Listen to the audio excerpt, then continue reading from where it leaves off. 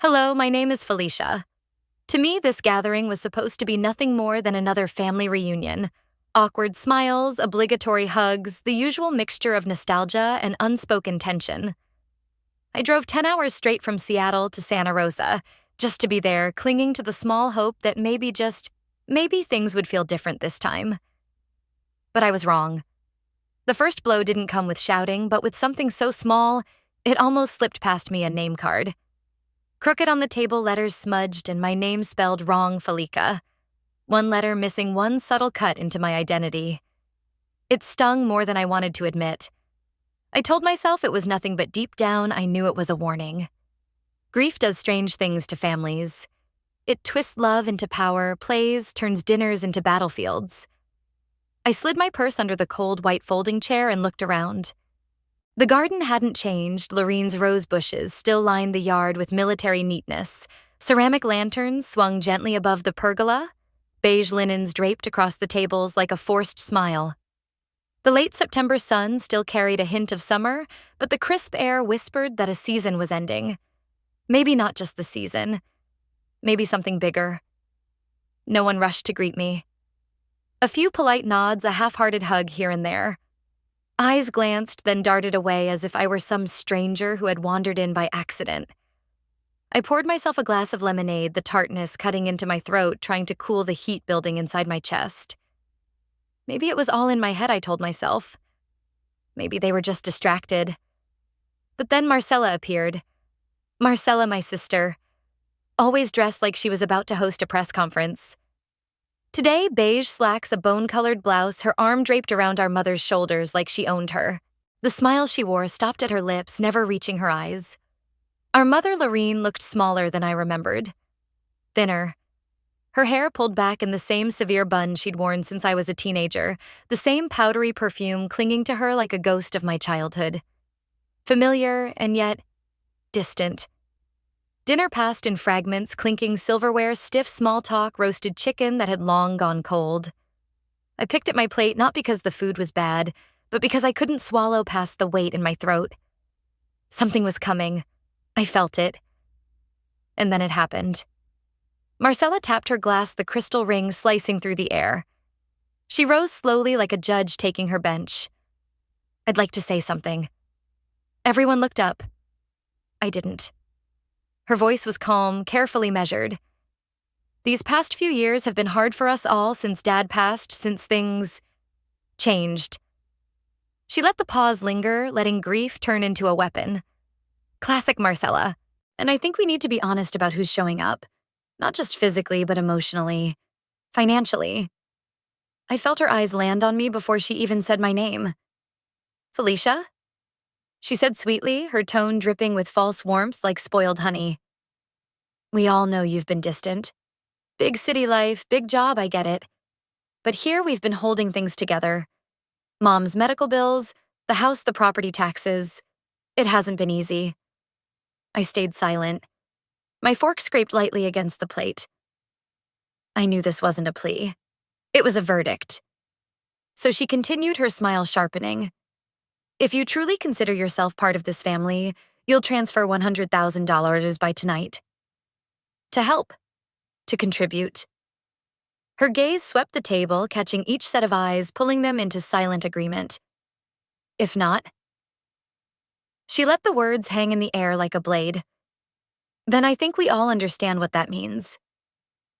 And just like that, silence swallowed the table. No one spoke. Not a single cough, not a clink of glass. Not even my mother. That was the moment I realized the betrayal had already begun. Not a single fork clinked. Not one glass shifted. Just silence, thick, heavy, suffocating. I turned toward Lorene, toward my mother, searching for something, anything in her face. But she didn't look at me. Her eyes stayed fixed on her plate, studying it as if the cold chicken and lumpy potatoes had suddenly become worthy of her full attention. She didn't defend me. She didn't even acknowledge me. My hands pressed flat against the table to steady myself. I could hear the pulse pounding in my ears, each beat louder than the last. Across from me, Marcella sat back down, her practiced smile returning like a mask, sliding back into place. Around us, no one spoke. No one moved. The silence itself felt like a verdict. I stood. No one tried to stop me. Not even her. I walked out past the table, past the forced smiles that had turned into blank stares. Down the hallway lined with family photos, me in my graduation gown, Dad in one of those rare moments where he actually smiled a birthday cake with my name written in uneven icing. Memories framed in glass, frozen in time, mocking me as I passed. The porch door creaked as I stepped outside. I leaned against the railing, the wood warm beneath my palms. The sky was beginning to dim, the light stretching gold across the hills like a curtain slowly falling on the day. I wasn't angry, at least not in the way I expected. It was something colder, clearer. It felt like watching a play I'd already seen before. The same roles, the same lines, the same betrayals, only this time I knew the ending. I wasn't a participant anymore. I was an outsider who had finally realized my part had been erased long before the curtain rose tonight. I didn't cry. I didn't scream. I didn't even call anyone. I just stood there letting the cool air seep into me, chasing away the heat that had been boiling in my chest all evening. And in that stillness, something shifted. There comes a moment when hurt hardens into clarity. Tonight was mine. I stayed longer than I intended, long enough for the lanterns along the fence to flicker on, casting small circles of light. From inside, the voices grew louder, looser, the tightness of tension dissolving into the sloppy rhythm of wine-soaked laughter. Plates clattered. Someone laughed too loudly, too carelessly. I shivered as the breeze raised goosebumps along my arms, but I didn't move. Not until I heard the patio door slide open behind me. The quiet shuffle of sensible shoes on concrete told me who it was before she even spoke. "Can we talk?" My mother asked softly. I didn't answer. I just followed her inside. We stopped in the narrow hallway between the guest bathroom and her bedroom, an in-between place, private but temporary, as if she couldn't risk being overheard, yet also couldn't bear the intimacy of a real conversation. I leaned against the wall, arms crossed. She stood opposite me, hands clasped together like she was about to pray or plead. "Felicia." She began, her voice weary. "This family's been through enough. Sometimes silence is better than more hurt." My throat tightened. "That's what you think this is? Me making things worse?" Her eyes dropped, avoiding mine. "You don't know what it's been like for Marcella. After your father passed, You cut me off," I interrupted. "No, I don't know. Because you never told me. You never called. You never asked." The silence that followed wasn't empty. It was full. Full of all the things she would never say, full of the weight of her choice not to fight for me. She had always endured instead of confronting, and now I was beginning to understand endurance unchecked has consequences. "I'm tired," she said finally. Her voice broke just slightly, "and I'm too old to pick sides." A bitter laugh escaped me. "You already did." I pushed past her before she could justify it. No shouting. No tears. Just the heavy truth that some conversations don't end with closure. They end when one person accepts that the other will never give them the words they need. I didn't return to the table. Instead, I headed toward the kitchen, hoping to grab my bag and leave quietly. But before I reached the counter, I heard my name. "She's always been difficult," a voice said. Another chimed in. "She could help if she wanted to." A third, "She made her choice to leave." So what did she expect? I froze. I didn't step in, didn't reveal myself. I stood just outside the doorway, half-shadowed, listening. In the reflection of the kitchen window, I could see them, an aunt, two cousins, and Marcella, wine glasses in hand, postures loose with alcohol, their words sharp with judgment. They looked like actors on a cheap stage performing a script they'd rehearsed many times before. Only this time I was watching from the wings, realizing I had never truly been written into their story at all. Marcella sat at the center of it all, her voice low and smooth, carefully pitched to sound reasonable, even noble. "I've been holding everything together since Dad died," she said, as if she carried the world alone on her shoulders. "I'm not asking her for much, just support. But you know how Felicia is always keeping score, always waiting for a thank you. Her words slid like honey laced with venom, and the others nodded on cue. Aunts, cousins, distant relatives I barely knew, they hummed and murmured their approval, a soft choir of polite betrayal. Not one of them hesitated. Not one of them questioned it. I didn't step in. I didn't defend myself. I just stood there in the shadowed hallway, unseen, letting their words brand themselves into memory. Because when people speak about you like you're not even in the room, it tells you everything you need to know. Not just about them, but about who you've been to them, who they've quietly decided you are. And in their version of me, I was already gone. I slipped out unnoticed, pushing open the front door and stepping into the night. This time the air hit different, colder, sharper, like it wanted to cut through the dress I had put on that morning with something as fragile as hope. The hem wrinkled against my knees as I sat on the front steps, my back stiff against the railing. The porch light buzzed above me, a faint, uneven glow over the gravel path I stared at without really seeing. This is what it feels like, I thought. When your family decides to rewrite you. Not erase you completely, that would take effort. No, what they do instead is subtler, easier. They rearrange you into a version that fits their story. The selfish one. The ungrateful one. The detached one. And they frame it so neatly, so convincingly, that even you start to doubt the picture yourself. My silence was an agreement, but they took it that way. They counted on it. A small voice pulled me out of the spiral. This is for you. I looked up. Marcella's daughter, 9, maybe 10, stood shyly at the edge of the steps, holding a paper plate with a single slice of peach cobbler. Her big eyes searched mine, uncertain but hopeful. Everyone wanted you to have some. She added her words rehearsed as if someone had sent her out like a messenger. I forced a smile, not for myself, but for her. She didn't deserve the weight of this ugliness. Thanks, sweetie, I said softly, taking the plate with both hands. She lingered a second too long before nodding and turning back inside. I looked down at the cobbler. The crust was too perfect, the fruit too syrupy, like something staged for display rather than shared in love. I set it beside me on the step untouched. For the first time all evening, I smiled not because anything was funny, but because the irony was almost unbearable. A peace offering sealed in cinnamon and sugar, served up by a child too young to know what poison really looks like. The porch light flickered overhead. Inside, laughter rolled again, louder this time, freer, the kind of laughter that comes when people think the hard part is over. I let the cool air slip under my collar, and after a while I stood brushing the dust from my skirt. But I didn't go back through the front door.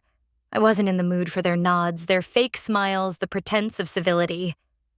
I took the long way instead, circling to the side hallway where the shadows were deeper and the walls didn't breathe judgment. The house was dimmer now, pockets of light scattered like little islands. The faint sound of dishes being rinsed drifted from the kitchen. My steps slowed as I passed a door I hadn't opened in years, Dad's study. The handle turned easily. Inside it was like stepping into a sealed memory. His old leather chair still sat behind the walnut desk, creased with the weight of years. The air smelled faintly of paper and pipe tobacco, even though no one had smoked in here since his last stroke. On the windowsill, a stack of calendars sat years out of date, each page marking time that could never be retrieved. And then the bookshelf, tall, crowded, the same one I used to sneak candy from when I was 9, still crammed with rows of legal tomes and thick binders. I moved closer, my fingers tracing the familiar spines until they landed on a locked cabinet marked in my father's careful block letters, estate records. Dad had always been meticulous with documents. Labels, crisp folders stacked as if he knew one day everything might end up in a courtroom. Maybe he'd even expected it. I opened the cabinet and pulled out a thick manila envelope. The marker ink on the front had bled slightly with age, but the words were clear enough. Updated will signed. My hands weren't trembling, but something inside me braced itself as if my body already knew what my mind wasn't ready to face. And in that moment, standing in my father's study with that envelope in my hands, I realized this wasn't just about money. It was about erasure, about the way a family could decide with the stroke of a pen who belonged and who didn't. The document inside wasn't the will I remembered. It was a scan, but not untouched.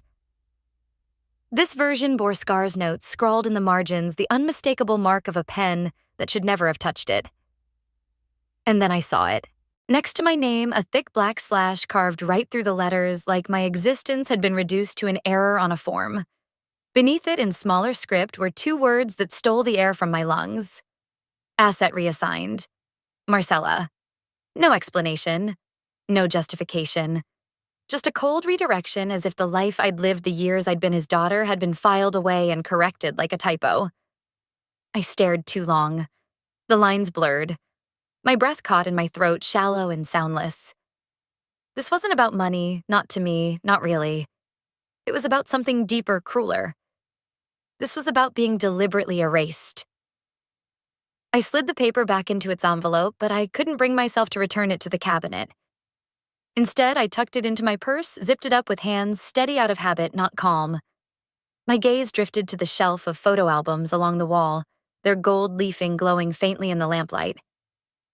Family memories, 1995, 2005, 2020. Each spine a monument to the story we were supposed to share. Dad used to make it a ritual every December, printing photos, filling albums, keeping a paper trail of love, of birthdays, of belonging. To him, it wasn't optional. It was sacred. Proof we were a family. I pulled down the newest album and sat on the edge of the old couch, the leather creaking under my weight. Page after page turned beneath my fingers. Holiday dinners, graduations, weddings, birthdays. Faces I knew so well, arranged like they belonged to a legacy. But where was mine, a wedding I had flown across states for, where I'd left early to catch a red-eye back to work? No trace of me. My name wasn't even in the captions. A Christmas gathering, the tree glowing in the background. I'd taken the picture, but I wasn't in it. One birthday, I remembered clearly I'd held the cake while Marcella made the toast. In this version of the album, the cake was there. Marcella was there, the guests were there. I was gone, cropped out so cleanly it looked intentional. I flipped further back. Childhood pages, middle school, my first car. And with each turn, my presence grew thinner, fainter, until I found fewer photos of me than of the neighbor's dog. And then my chest tightened. I found it. A photo of Dad and me on the front porch. He in his worn flannel jacket, me with a book tucked under my arm, leaning into him the way I used to. I loved that picture. It had hung in the hallway for years. Now half my face was buried under a circular pink sticker, glittery, stamped with Marcella's daughter's name. A child's plaything carelessly placed, but the effect was devastating. I closed the album carefully as though it could bruise. The truth was undeniable now. They hadn't just rewritten the will. They were rewriting me. I pulled out my phone and began snapping photos, page after page, omission after omission, every piece of evidence that I was being erased from my own family's story. Each click of the shutter was a defiance, a refusal to let their version be the only one left. No one had access to this room except Marcella, my mother, and maybe Carver, Dad's old lawyer. That narrowed it down. Motive, opportunity, method. Years of working as a forensic analyst had trained me for moments like this. Not for my family, no, but for truth. And truth leaves trails. Always. I slid the albums back into place, turned off the lamp, and lingered in the doorway. Once this room had been a sanctuary. A place of safety. Now it felt like a museum curated to erase me one artifact at a time. Back in the guest room, I created a new folder on my phone, secured it with a passcode only I knew. I titled it simply, Inheritance Truth. Then, in the dim stillness, I whispered into the air, maybe to Dad, maybe to myself. This was never about money. And for the first time that night, I believed it. It never was about money. The morning crept in slower than I expected, as though even the sun hesitated to rise on this house. I hadn't really slept, just lay there on the two firm guest beds, staring at the ceiling while the shadows shifted with the pale glow of dawn. My body was still, but my mind kept pacing, retracing every word, every silence, every look from the night before. Somewhere outside, a lawnmower stuttered to life, its hum steady and indifferent. From down the hallway, I caught the faint, familiar gurgle of the coffee pot. The kind of ordinary sounds that made betrayal feel almost absurdly domestic, like heartbreak could coexist with the smell of brewing coffee and the whir of suburban machinery. I was still wrapped in my robe, hair, unbrushed eyes, gritty from exhaustion when the knock came. 3 short taps. Hesitant. The kind of knock that carried uncertainty, like the person on the other side wasn't sure if they wanted me to answer. When I opened the door, I found Rhiannon standing there. She was clutching a manila folder to her chest, her fingers tight around the edges like it might burn through her skin. Her eyes flickered toward mine, then away again. "Can I come in?" she asked softly. I stepped aside and she slipped in quickly, shutting the door behind her with careful quiet. She kept darting glances toward the hallway as though the walls themselves might be listening. She lowered herself into the small armchair by the window while I stayed standing, my arms folded across my chest. For a moment, she said nothing. Then slowly, she opened the folder and drew out a handful of papers, printed email screenshots clipped from a phone. "Marcella told me to give these to Carver months ago," she said finally, her voice hushed, her gaze fixed anywhere but on me. "She said it was just housekeeping, just family clarity." She handed me one of the pages. My breath caught when I saw it. It was a screenshot of a text message. Mine. "I'm not interested in the money. I just want peace." I remembered sending it, though, only vaguely. It was after Dad's funeral. I had been exhausted, unraveling raw. They had already started circling the question of who would manage what house's bills accounts responsibilities. I had been sitting on the edge of a hotel bed in Seattle, staring at a carpet that smelled faintly of bleach, desperate for the conversation to stop. So I typed it. A plea, not a statement. I never imagined it would be weaponized. "She told me you'd stepped away," Rhiannon whispered. "That you didn't want anything. She said she just needed it in writing to move things forward." Her voice cracked at the edges. I didn't think it would go this far." My hands tightened around the paper. "Did you even read the rest of that thread?" I asked. She blinked, caught off guard, because 10 seconds later I said I needed space, not to be cut out of my father's will. Silence fell between us, not the silence of peace, but the heavy quiet of realization, the kind that makes people shrink into themselves when they understand they've helped bury someone alive. "She made it sound like you didn't care," Ryan murmured at last. Her voice was small, almost childlike, as though speaking it aloud reduced her, exposed her complicity. I studied her face for a long moment before I finally sat down across from her. "I've made plenty of mistakes in my life," I said, my voice steady. "But one thing I've never done is turn someone's grief into a strategy." Her cheeks flushed, red shame rising to the surface. "I didn't know." I nodded slowly. "But you know now." Her eyes dropped to the floor, and in that tilt of her head, I saw it, the quiet acknowledgement that she couldn't undo what had already been done. "I'm sorry," she whispered. "I'm not looking for apologies," I said, my tone sharper than I intended. "I'm looking for facts." That ended the conversation. When she left, the door clicked shut with a finality that seemed too small for the weight it carried. I sat on the edge of the bed, the manila folder still resting on my lap, my fingers tracing its edges like it was something dangerous. I opened it again, eyes locking onto that message, those words I had written in weakness, in weariness, never knowing they'd become the knife pressed against my throat. "I just want peace."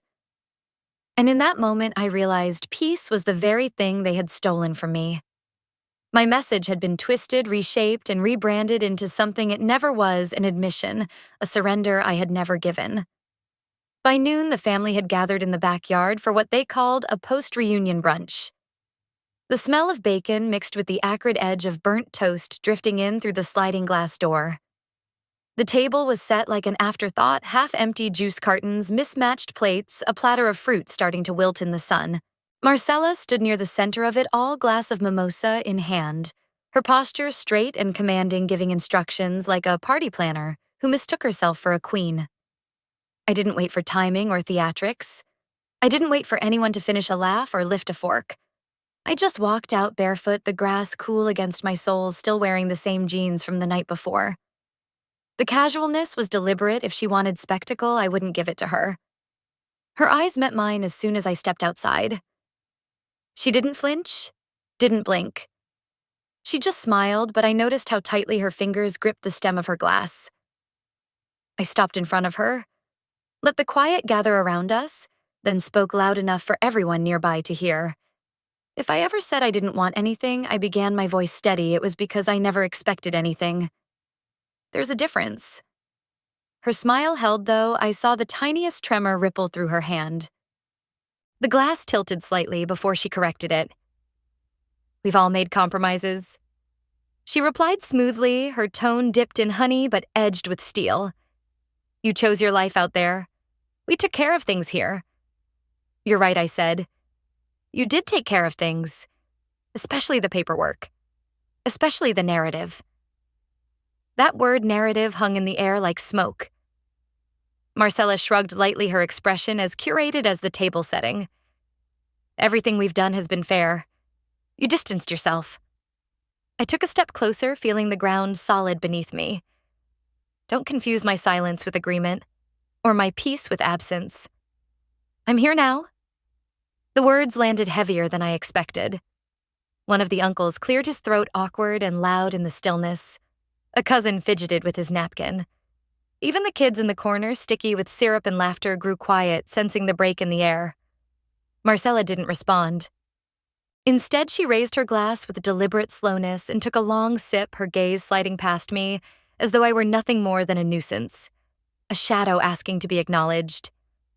But I didn't care. I hadn't come for recognition, for applause, or even for their understanding. I came to stop pretending. So I turned and walked away. Not because my words had run dry, but because I knew the rest. The things that needed saying had already been buried years ago beneath silence and complicity. As I crossed the threshold back into the house, I heard the conversation behind me resume almost instantly. Voices lowering plates, shifting silverware, clinking against ceramic. As if my presence had been a brief interruption, no more disruptive than a gust of wind. I didn't turn back.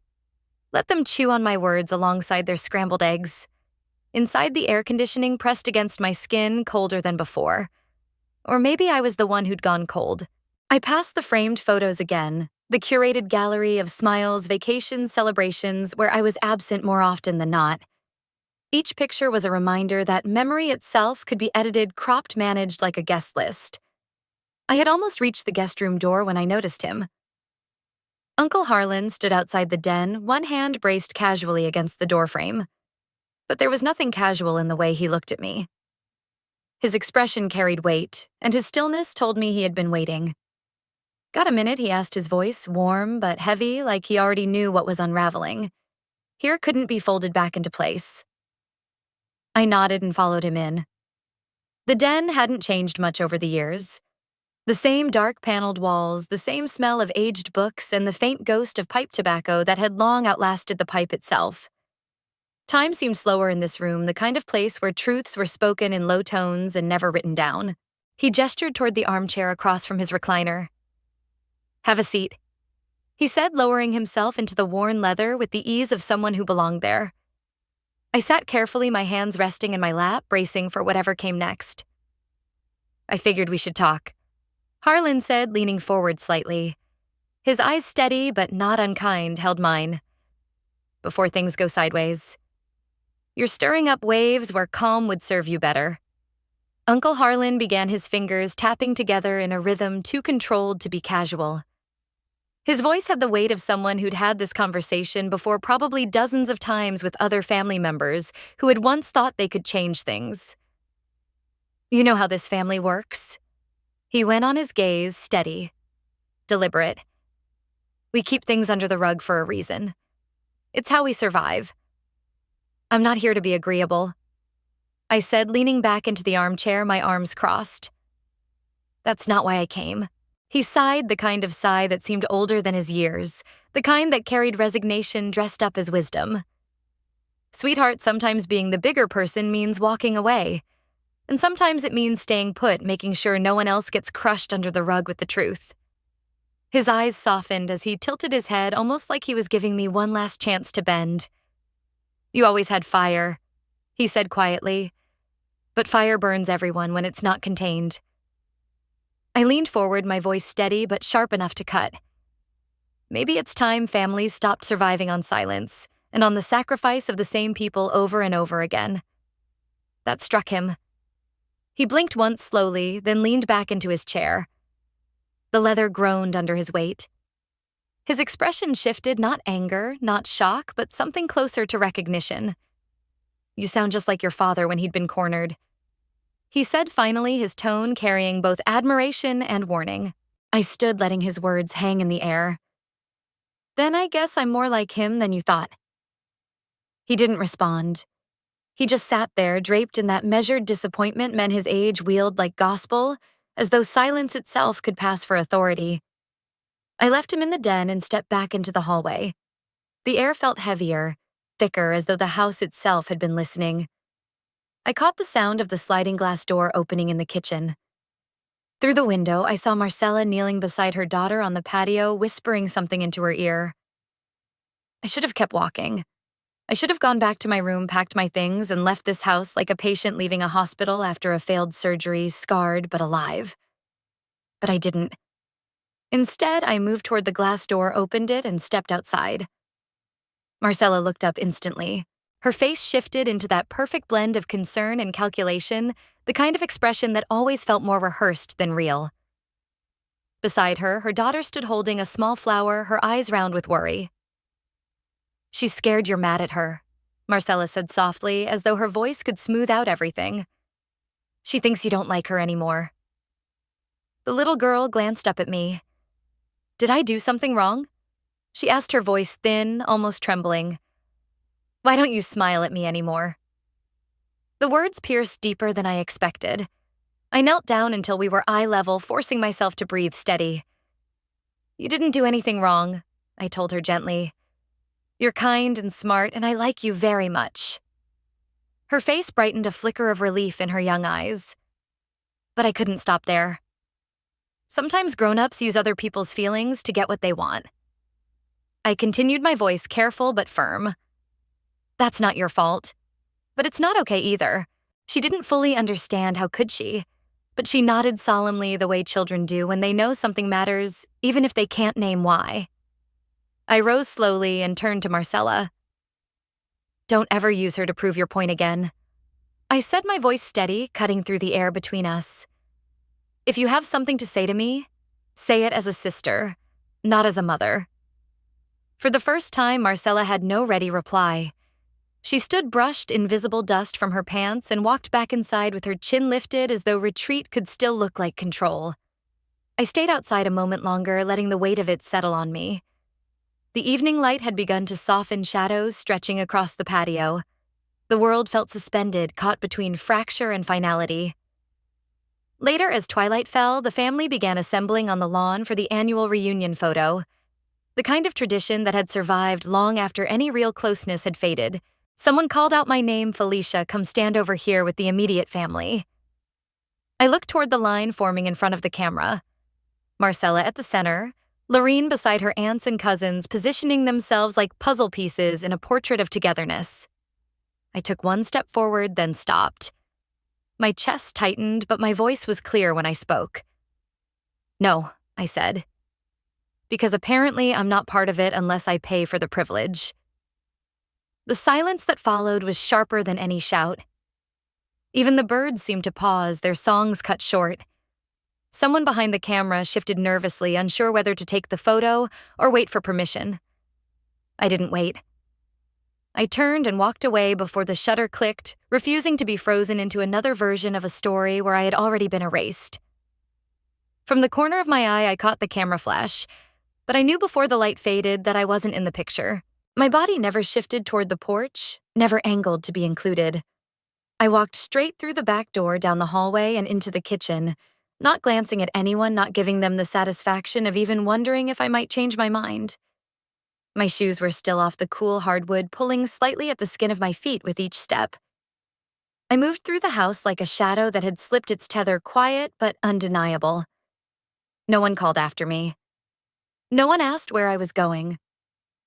The living room was already thinning out, an aunt wrapping leftovers in aluminum foil, cousins stacking paper plates, someone else debating aloud whether to risk the Sunday traffic or stay another night.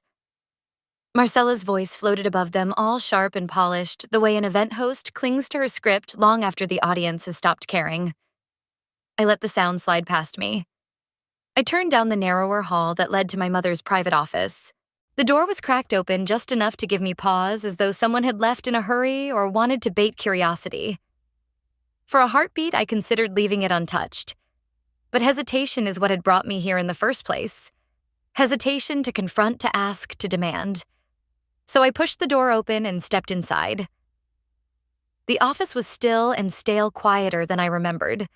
Only the slow churn of the ceiling fan above broke the silence, a faint ticking sound marking its tired rhythm.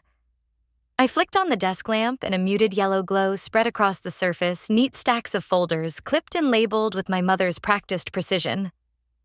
Lorene had always believed order was its own kind of truth. I knelt beside the lower file cabinet, the one labeled Financial by Taxes plus Legal. Drawer by drawer, folder by folder, my eyes scanned until something out of place snagged my attention. In the very back, wedged almost carelessly behind 2 quarterly statements, was a thinner folder. Its tab read in clean black ink, Felicia, Release of Interest. My stomach dropped.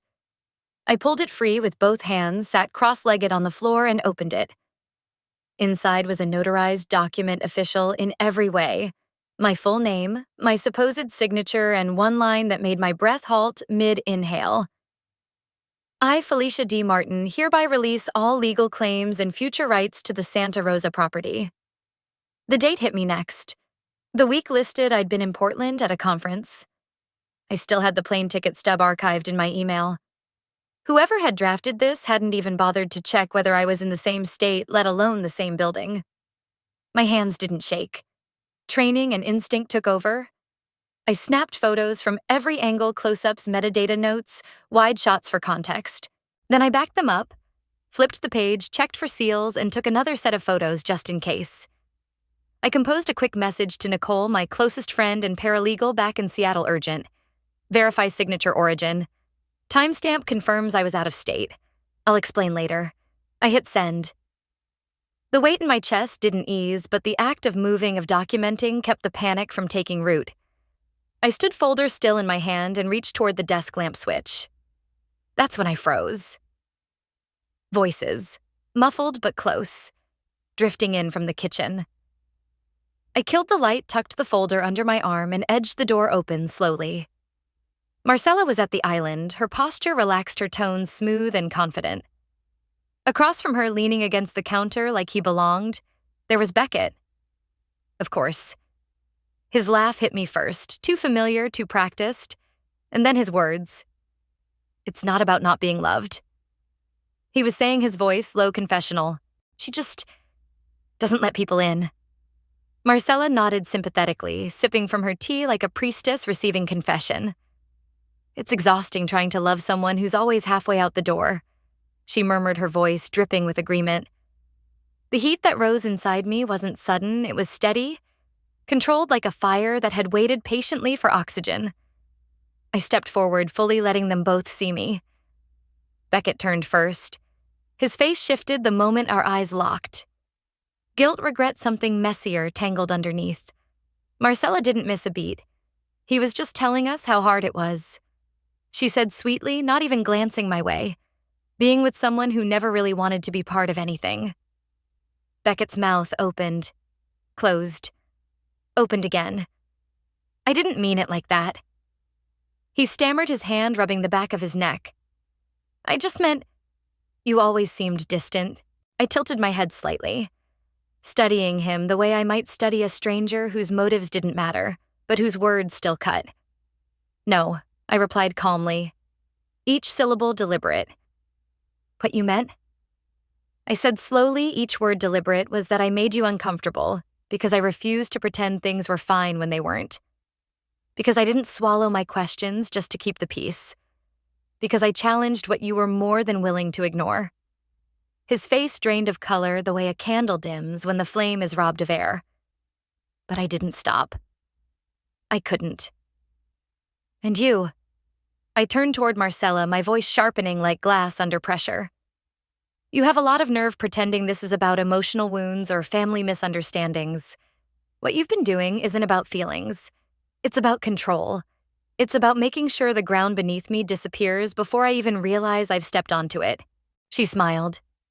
Oh, she always smiled, but this time the smile was brittle, fragile at the edges.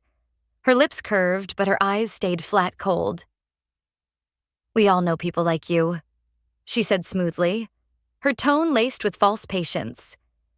People who claim they're being mistreated when really they just can't stand being told no. I took one step forward, closing the space between us. Then another. My hand moved to my side, pulling the folder free from under my arm. The manila cover felt heavier than it should have, as if the weight of what it held could tilt the whole room off balance. I held it up. I just found this, I said evenly, though my heart thundered in my chest. A legal document with my name on it. Signed while I was in another state. Forged, notarized, filed. Marcella's smile faltered just for a second, but enough to see the crack. Beckett beside her shifted uncomfortably and took half a step back, like the air had suddenly turned too hot to breathe.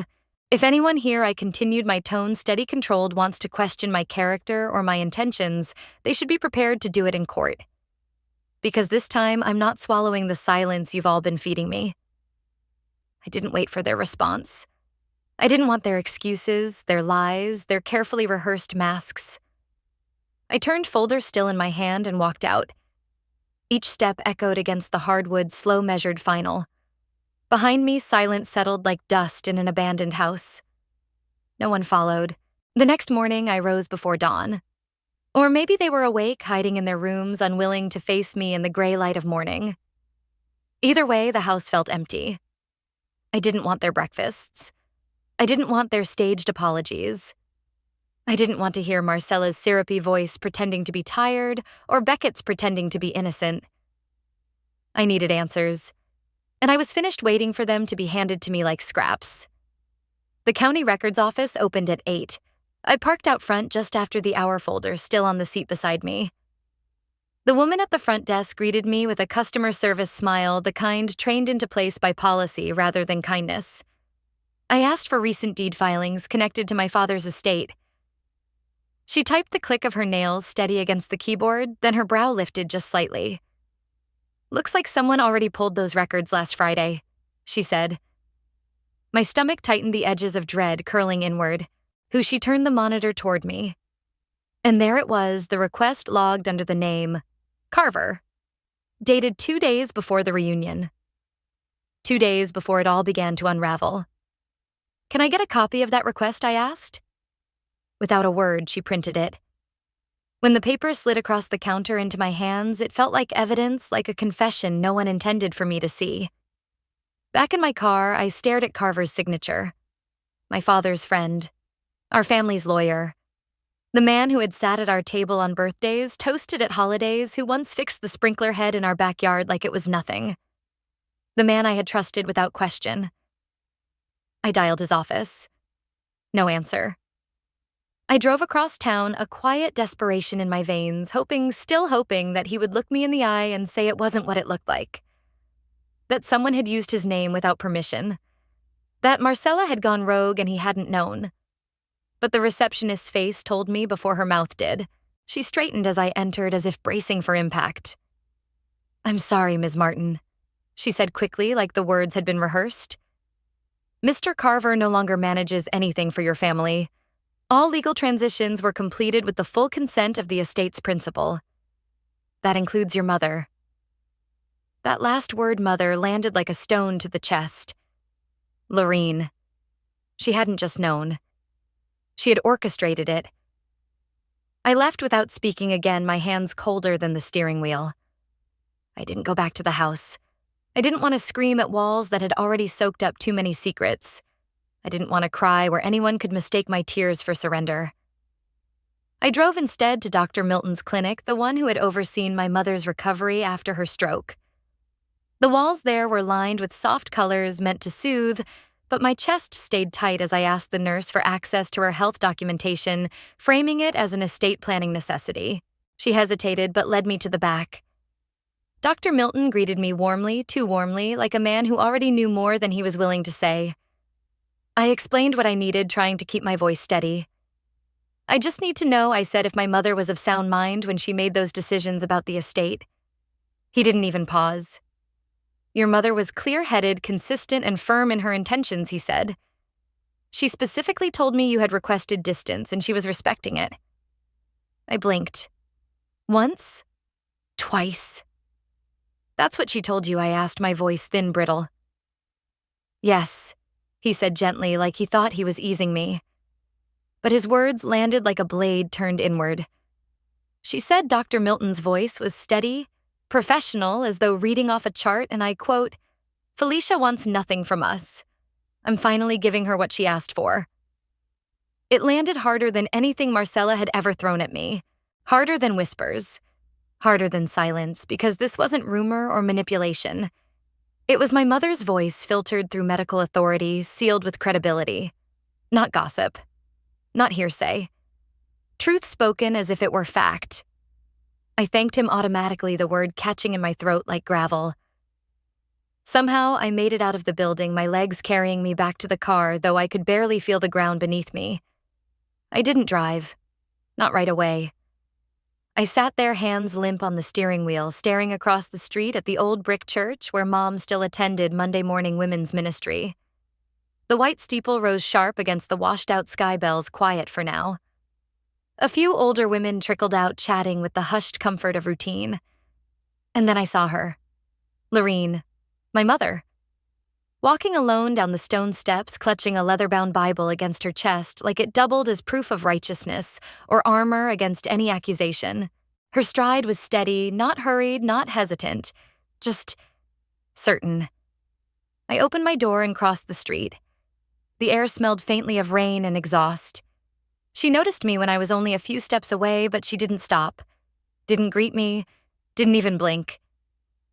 I didn't ask to be erased. I said, voice calm but tight, falling into step beside her. No response. You made it easy for them to do it. I continued. You signed the papers. You nodded through the meetings. You pretended it wasn't personal when it was. You helped them bury me alive. Her steps never faltered. Her heels clicked against the sidewalk in even rhythm, a metronome of dismissal. Finally, without turning, she said flatly, almost rehearsed, "You said you didn't need anything. I honored that." I stopped walking. My voice caught, then rose sharper. "No, Mom. You didn't honor me. You chose the easiest route. You told yourself a story that let you sleep at night. You let them write me out, and you called it love." She slowed just barely, but she still didn't look at me. "You used my silence as permission," I said. "And now you're all shocked that I finally have something to say." She never answered. Not a word. Not even a sigh.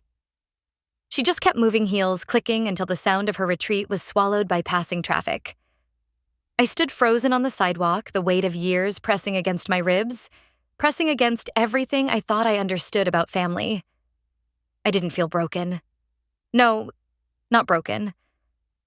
I felt clearer, like fog had finally lifted and I could see the architecture of betrayal laid out in plain sight. Back in the car, my hands trembled as I unlocked my phone. I typed a message to Nicole, my attorney, my friend. "I'm ready to file. Don't hold anything back." Send. By late afternoon, the sky had dimmed into that heavy gray that lives behind the eyes, the kind that makes every thought feel slower, every breath more deliberate. I sat in the car for a long while after fingers loose around the steering wheel. Not because I was tired, but because I couldn't quite track the road that had led me here.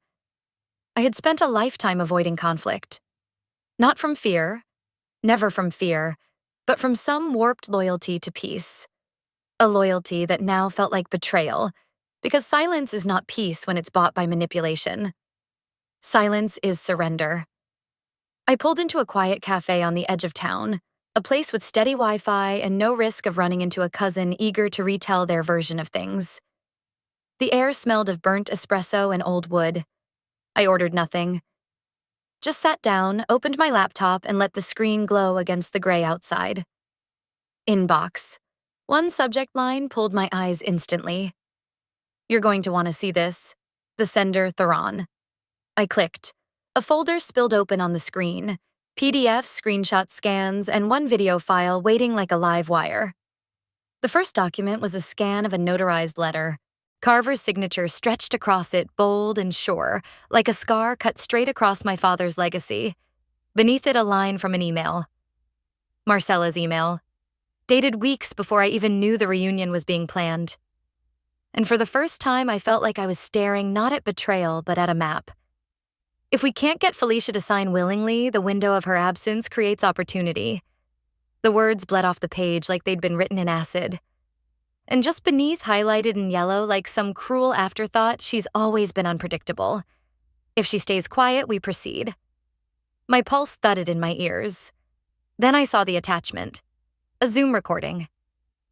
For a moment, my hand hovered over the trackpad, a hesitation born not of fear, but of bone-deep exhaustion. I already knew what I'd find. Still, I pressed play. Carver's voice filled the room first, calm, deliberate, rehearsed, like he was reading from a script he'd had plenty of time to polish. If she contests, we'll argue implied withdrawal, he said smoothly. We have documented messages and Rian's affidavit already in place. The recording crackled slightly. Then Marcella's voice slid in soft, clinical surgical. Felicia won't push back. She's always chosen silence over scandal. I paused the video there. I couldn't watch them smirk or nod or sip their drinks while dismantling me piece by piece. Not this time. My silence had been their shield, my restraint their weapon. That ended now. I downloaded every file, every screenshot, every pixel of proof, and tucked them into a separate encrypted drive I labeled evidence. Martin Estate.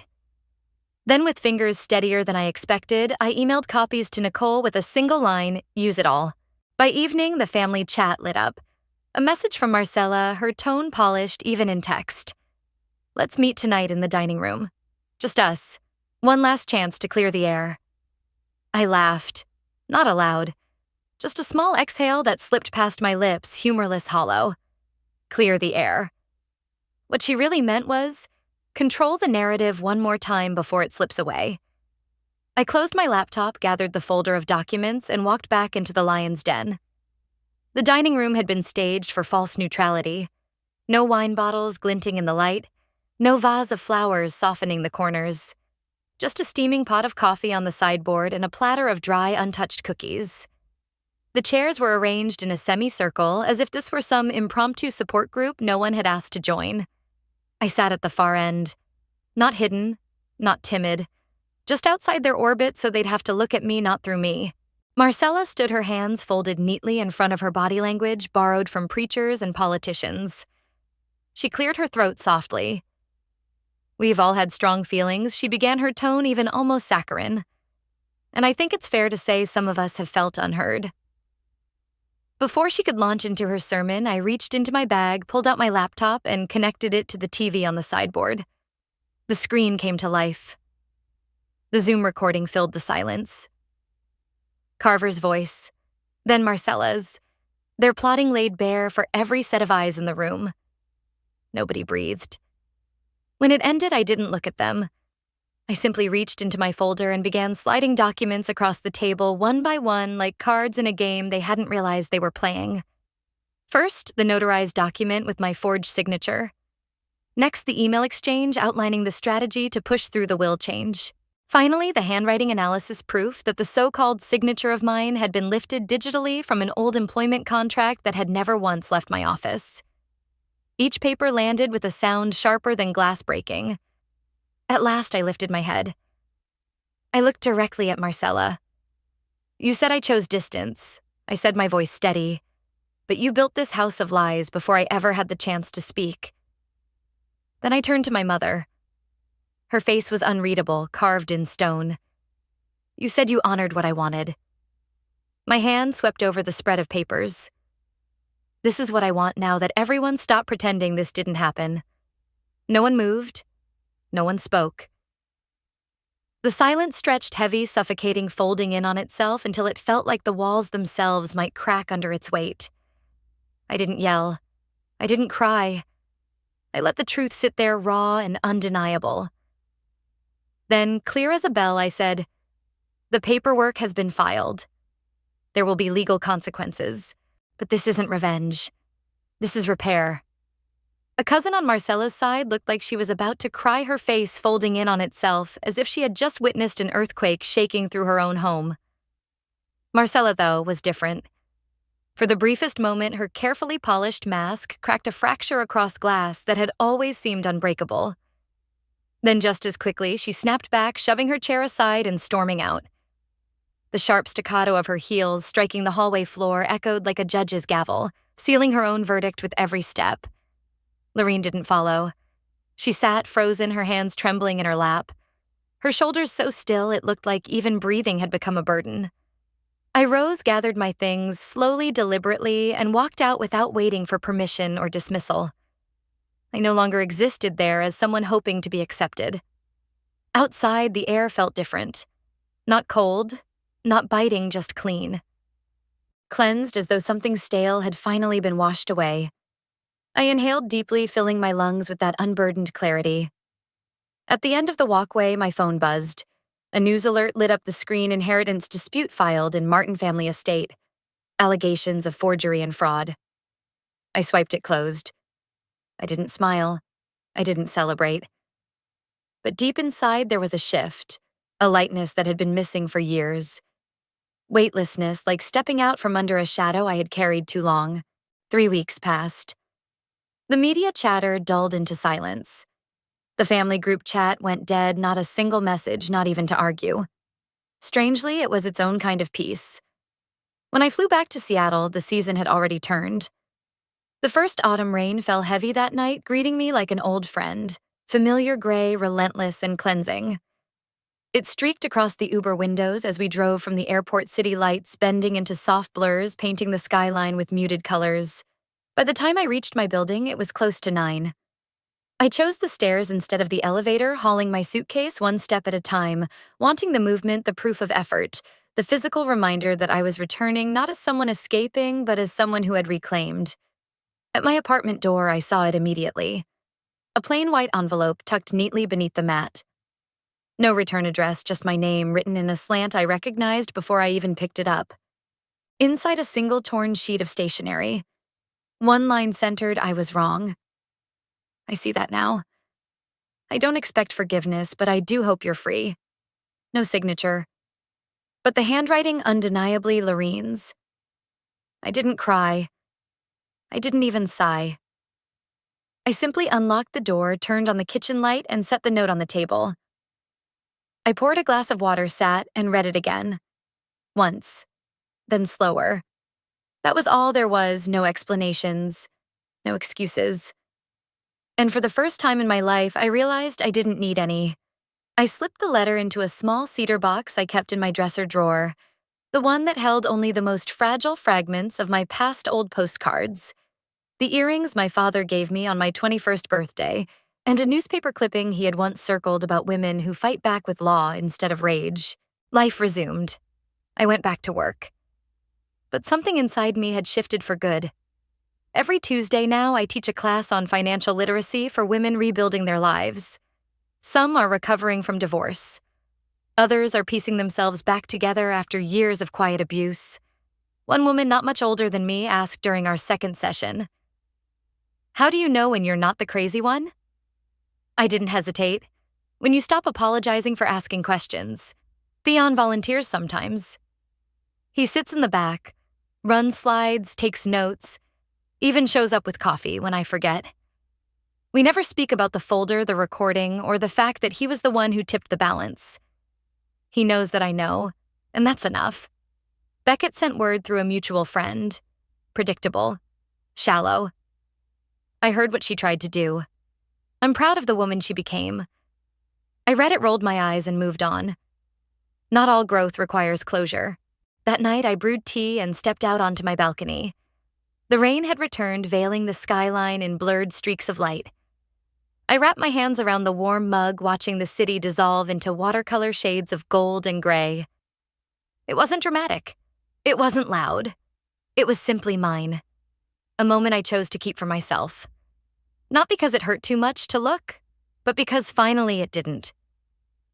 The sharp edge of memory had dulled into something gentler, something I could hold without flinching. Inside, I opened the drawer and pulled out a photograph I hadn't touched in years. Me and Dad sitting on the porch steps, our arms looped around each other, laughing at something so small and ordinary I can no longer recall what it was. But the joy on our faces was undeniable, untouched by edits, unmarked by erasures. This picture hadn't been cropped to fit someone else's narrative. It was whole. It was mine. I slid it into a new album I had started, one I'd been building slowly, deliberately. On the cover, I'd written, "Proof I was here." Not as a daughter defined by someone else's expectations, not as someone's sister forever compared or diminished, but as myself. When I closed the album, it wasn't with anger or even grief. It was with a quiet certainty. Some stories don't end with fireworks, slammed doors, or shouted goodbyes. Some end the moment the person living them chooses to stop waiting for permission to exist. And if you've made it this far with me, thank you. Truly. Because this was never just a story about betrayal or inheritance battles. It was about something deeper. It was about voice, about realizing that silence, though it can sometimes feel noble, can just as easily become a cage. For years, I told myself stepping back meant I was mature, that keeping quiet was my way of keeping the peace. But peace built on erasure isn't peace at all. It's exile. And I see that now. Sometimes stepping back isn't grace. Sometimes it's just the slow way of disappearing from your own life. If there's one thing I want you to carry from my journey, it's this. You are allowed to take up space in your own story. You don't need permission to tell your truth. And real healing doesn't always look like reconciliation. Sometimes it looks like release. So, let me ask you, have you ever swallowed your truth just to keep a family intact that was already breaking behind closed doors? Have you ever let someone else narrate your story because it was easier than defending your own voice? If any part of this struck something in you, if you felt that spark of recognition, leave a 1 in the comments or tell me where you're listening from. I read every single word. And if it didn't connect, that's okay too. Tell me why. Your voice matters here. If you want to hear more stories like this, raw, real, and rooted in the heart, subscribe to this channel. It helps more than you know. Because stories aren't only for the person brave enough to tell them. They're for the people still waiting to hear that they're not alone.